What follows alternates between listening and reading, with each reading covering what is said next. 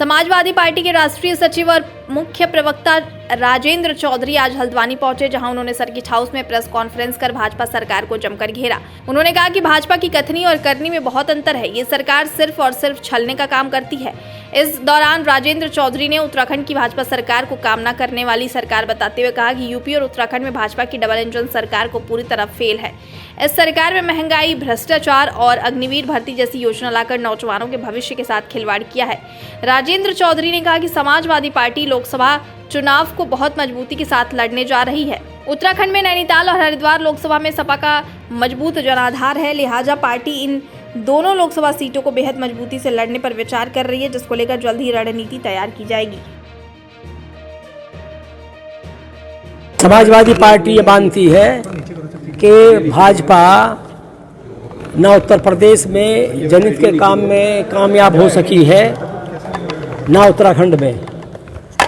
Bharatiya Janata party ने शासन में आने के बाद कोई ऐसा फैसला नहीं किया जिससे लोगों का सम्मान, सुरक्षा और उनके जीवन यापन की गारंटी हो सके। भारतीय जनता पार्टी की जो आर्थिक नीतियां हैं वो घोर जनविरोधी हैं। ना लोगों को रोजगार मिलता है, ना किसानों के साथ न्याय होता है, ना उनकी फसलों का वाजिब दाम मिलता है, ना विकास की योजनाएं लागू हो पाती हैं। भारतीय जनता पार्टी का वो सब एजेंडा है जो जनहित में नहीं है। जनहित के में जो एजेंडा है वो भारतीय जनता पार्टी का नहीं हो सकता। ये जनता जान चुकी है। केंद्र की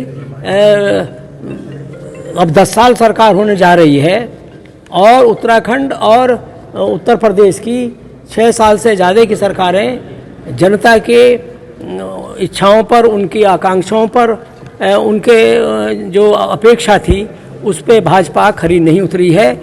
अब समाजवादी पार्टी का एजेंडा स्पष्ट है कि हम जनता के हित में अपनी पार्टी की नीतियों को लागू करवाना चाहते हैं। इसलिए एक नया गठबंधन है जो 2024 के लोकसभा के चुनाव के लिए ज़रूरी है, और वो गठबंधन इन भाजपा से केंद्र की सरकार का छुटकारा होगा। तभी राज्यों में जो भाजपा की जनविरोधी सरकार है, लोकतंत्र विरोधी सरकार है, विकास विरोधी सरकार है, इनसे भी छुटकारा हो जाए। हम ये मानते हैं कि 500 की 500 सीट पर भाजपा हारने वाली है। और समाजवादी पार्टी का जो संगठन है या जो हमारा प्रभावी क्षेत्र हो सकते हैं वो नैनीताल लोकसभा और हरिद्वार लोकसभा हो सकते हैं। हमारी कोशिश होगी कि इस आधार पर बात हो सके, क्योंकि हरिद्वार में समाजवादी पार्टी का लोकसभा का एक बार सांसद रह चुका है।